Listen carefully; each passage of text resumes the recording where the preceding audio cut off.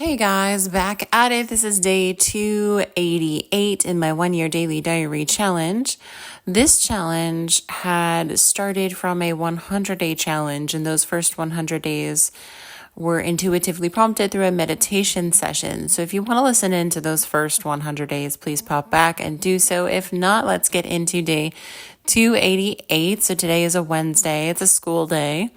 Wednesdays are the day I go to my grandmother's house. So got up, got my daughter ready for school, got my son ready for school, got myself somewhat ready, at least ready enough to be out, and did my vibration plate therapy, my acupressure and grounding mat, got some water, got the kids' backpack situated, normal morning routine. Then after I dropped both of the kids off at school, I came home to do my workout routine, my weights, and my sauna, and then get in the shower and get myself dressed to go to my grandmother's house. So went over to her house, and in the car ride over, I was just jamming to some music. I was just having a really fun time, enjoying the drive. And I saw 222, so the angel number 222, like 3 times as I was on my way over to her house. So it was really exciting to see like the same number over and over, because I typically only see like different numbers throughout the day. If I see them, this was like the same number, which is kind of cool. And then I got to her house and we did a lot of work. So we were packing dishes, and she's done a lot of work on her own too. So everything looks like neater, cleaner, tidier. She's taken more things to the church and the thrift store. What else did we do? We packed up a lot of stuff and moved a lot of stuff. It was like a lot more work than before. There's a tarp in the back that I unfolded and let hang out to dry so that it can eventually be folded up. We had lunch, or like a late lunch together, and just had some fun chatting about the, moving, future, the trips, like her weekend, my weekend, just catching up and all of that. And so once I was done hanging out and helping, we talked about the next week when I'll have the kids and I'll bring them over on my Wednesday. And then I hopped back in the car and got on my way home. And again, I kept saying 222. Like I saw it 4 times on the way home, which is crazy as well. Like the same number, not different ones. So 222 all day long, and just like reminding me that I'm on the right path. I'm in the right place. I'm doing the right things. And it was just confirmation, that this is where I'm supposed to be. So like I've kind of told this to other people and said it out loud, maybe on these daily diaries, but I am not one to take a belief, a religion, anything, and go like 1000% into it, like take it as religion and be like, oh my gosh, it's angel numbers, I'm supposed to do this, or they mean this because this person online said they mean this. I just take them as signs from the universe and signs from my guides and signs from everything around me that I am on the right path, that I am doing the things that I should be, and I am in the highest vibration I can be at the moment. And also sometimes I take it to like, what am I thinking right before I see it? It's confirmation of what I was thinking, that's, something I should pursue, something I should let go, etc. And then also with astrology, astronomy, tarot, crystals, like anything I believe in is not 1000%. I'm just like, going with it. I believe in it as a guideline, as something that is with me, something that can aid me, something that can help me, but something that I shouldn't go overboard and take it as like the ultimate law. Like, so if I see an astrologer online or a tarot reader online and they do a reading, or even if I get a reading in person, I'm not going to be like, oh my gosh, this is exactly how it's going to happen. I have to be careful because of this, this, and this. They always tell you take what resonates and leave what doesn't, because it's energetically reading the space. So at any moment, you could change your vibration, either lower or higher, and it could change your path. It could, like, there are things that are meant for you, but there's also many different paths to get to it. And I just think that we shouldn't go overboard on these beliefs, but they're good to have. They're fun to have. They, like, take what feels right and leave what doesn't. Is just a beautiful way to express that, because if we get so bogged down with, like, we have to follow this religion to the T exactly, no matter how we feel inside, then that's denying our true self. So that's not to say, like, yeah, if you feel like killing somebody, go out and kill somebody, or, rob a bank. That's, obviously we want to keep things within reason. But yeah, so, like, I love to see the angel numbers. It's just confirmation of things I'm thinking and things that I'm doing. And just, it was crazy today to see all of the same number. So this is kind of like the first time that that's happened. So I was just on a high all day, just excited and happy throughout the day, helping my grandmother, hanging out with her, vibing in the car on the way home, on the way to her house. Like, I've been really digging my music, some island house. And it's just been a beautiful time to feel, like I said, I've been listening to that podcast about Kabbalah, and just like my vessel, it reminds me of a hermit crab. Like, you go to the beach on vacation and you see these hermit crabs and they sell them, and then you have to buy shells for them so that when they get bigger, they can expand to a bigger shell.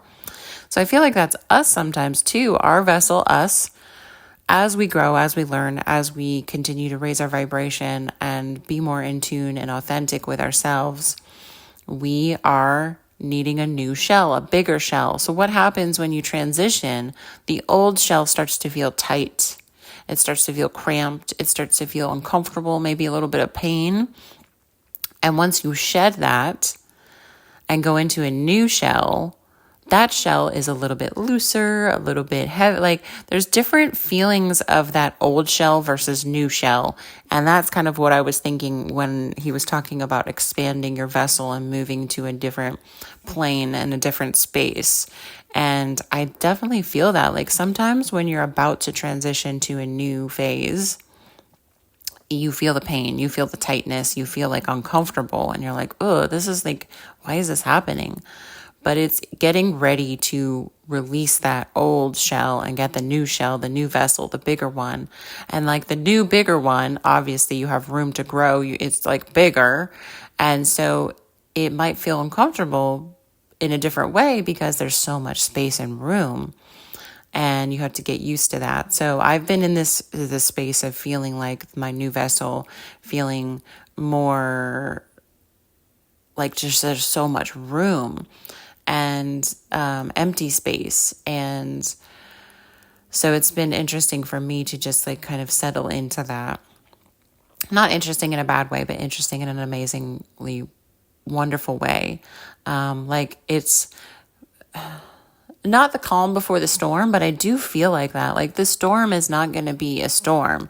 It's going to be something amazing, but I feel like this very calmness right now. It's very just chill. And it was almost eerie at one point, just like, how still and calm and peaceful it was. And that's internally, not externally. But so yeah, the rest of the day was great because I was just moving through the day, seeing those angel numbers, just living on this high. I got home, my daughter was home. She was planning to bake for her class because of the last day of school before break. And so she's in the kitchen baking. I ask her what she needs, and she gives me a list, and I go to the store. But I had already planned to talk to a new guy that I had connected with in Florida. And like, we had been connecting really well.